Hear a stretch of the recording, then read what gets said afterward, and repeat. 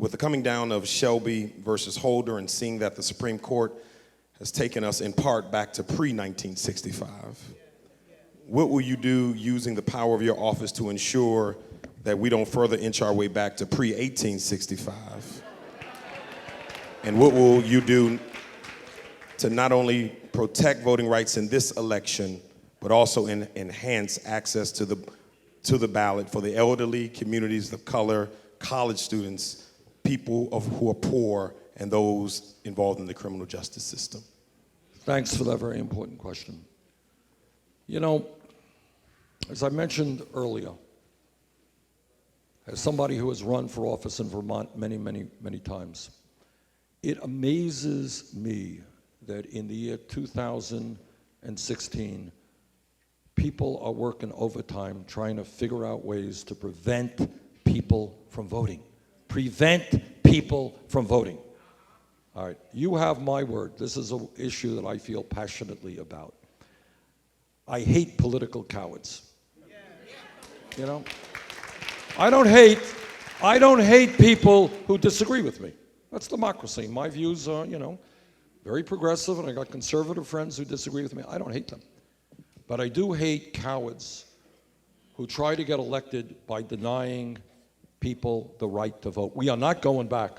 Too many people fought and died for the right to vote.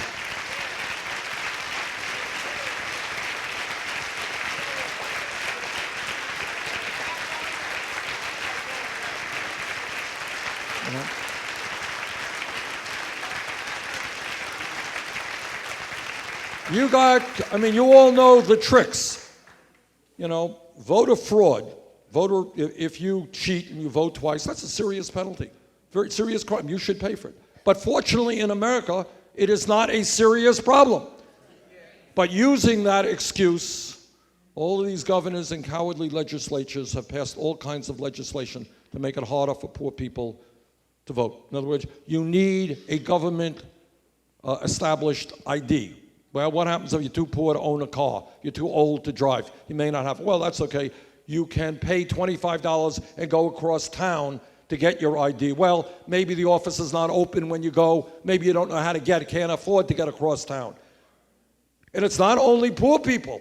It is old people. It is students, making it harder for young people to participate. Look, here's what I believe, and we got to figure this out. I talked recently with Jesse Jackson about this issue. And people look, we don't quite know the answer. Turns out, I didn't know this, federal government actually does not in the Constitution guarantee the right to vote. You all know that? It's a state decision, not a constitutional decision.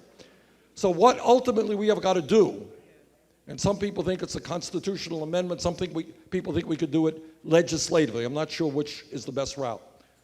But you know what other countries do in terms of the right to vote all over this world?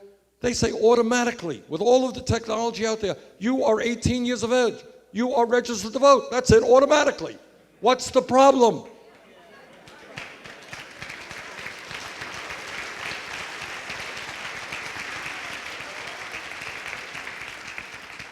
If you don't pay your taxes, somehow the government can fine you. So I think if you're over 18, we can know who you are. You're automatically registered to vote. And I'll tell you something else. We have got to crack down. You all remember those pictures in Florida, people waiting online for hours to cast their vote. What is that about? It's just simply an effort to discourage poor people from voting. Okay? And I'll tell you something else. You want a radical idea regarding this? All right, here's a radical idea. We've introduced legislation with John Conyers of Michigan some years ago. What about actually having Election Day a national holiday?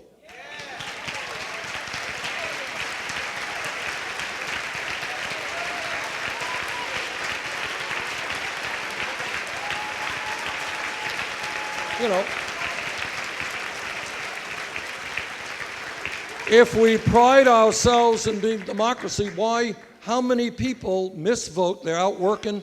By the time they get off of work and they have to come back, they miss votes. So we need to do same-day registration. We need to extend early voting. We need a national holiday to honor our democracy and let people think about who they're voting and take the time to come out to vote. It's not radical, but here's the issue, and all of you know this. And let me tell you what others won't publicly tell you. When we have low voter turnouts like we did a year ago, November, do you know how many people voted? 63% of the American people did not vote. 80% of young people did not vote in November 2014.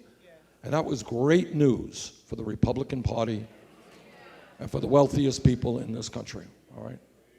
Our job is to reverse that. Our job, as I said earlier, is to figure out what is the mechanisms that we need to increase voter participation. Let's think about it. I don't have all the answers. Our goal, though, is to have the highest rate of voter turnout in the world, not one of the lowest. That I can assure you.